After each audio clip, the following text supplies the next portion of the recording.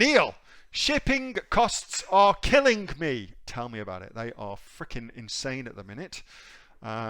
Shipping costs around the world, thanks to COVID, have gone insane. That is a function primarily of no commercial airlines, well, not many commercial flights being undertaken, because a lot of products get moved around the world in the cargo holds of commercial airlines. But that's not happening at the minute. So more and more is having to be sent, either to be sent sea freight or cargo freight on an aeroplane. Well, cargo freight on an aeroplane is actually quite expensive, and it actually takes quite a long time. So more and more people are opting therefore for sea freight, and as more people come into it, their supply and demand happens, and it pushes the price of that up as well. So right now it's a shit fight, and it's friggin' expensive. Yeah, that won't last long because things are going to be back to normal, he says, hopefully very, very soon. So to give you an example of what I've just paid, I don't know how relevant this example is for you, but what I've just paid, we just paid to move some of our products from our supplier in America. It was a supplement. One of the things I sell is a supplement brand where we get them made in America. And it's actually a mushroom supplements, not magic mushrooms, which I love. It's the other kind of mushrooms, the more boring ones, but which are still super cool.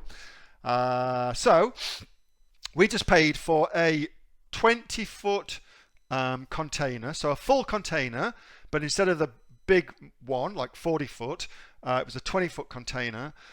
We just paid to get that from the USA into the UK, $4,000 for that shipping, plus an additional 500 and change. It was like 540, 550. I can't remember the exact amount, but it's 500 and a bit to get the stuff actually into the port and then into FBA at the other end as well. So, which is expensive. That is expensive compared to what we normally pay, which would be, in normal times it would be 2.5, 2.8, 2.9 at a push. So it's a lot more money because of that. So that gives you some, at least some frame of reference. Anyway, so what I do, here's what I use. I use iContainers to get my quotes, to get one set of quotes. They are, I think, consistently really very good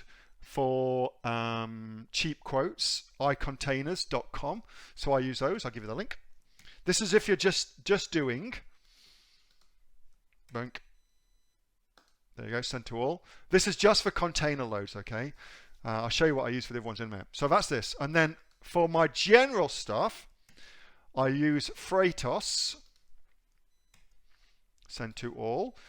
So I also get a quote from here. So if I'm doing a full container load, I'll get a quote from here. But if I'm doing a part load as well, I'll get a quote from here too, okay? Plus, get a quote from your normal freight forwarder if you've got one, and it's a good idea to have one, just so that you can kind of compare those two. There's a whole thing, my philosophy around freight forwarders has changed a lot in the last 2 years, I guess.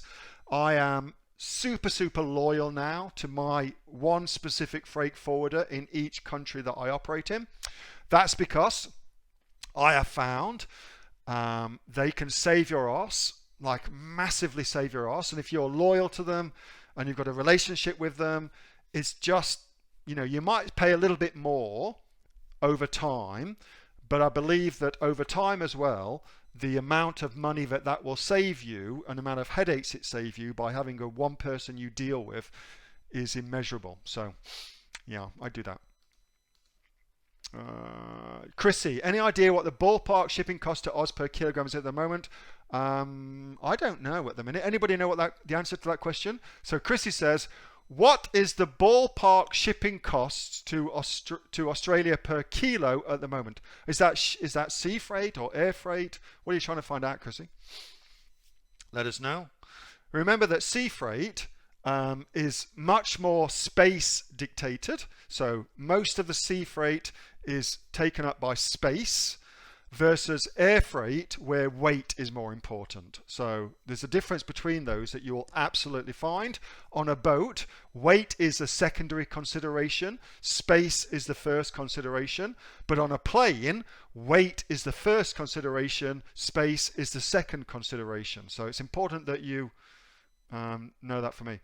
Bipin says it was $8.75 per kilo via sea. There you go. Thanks for that, Bipin.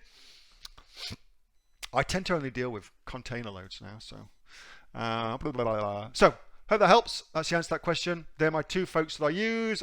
Containers, Freightos.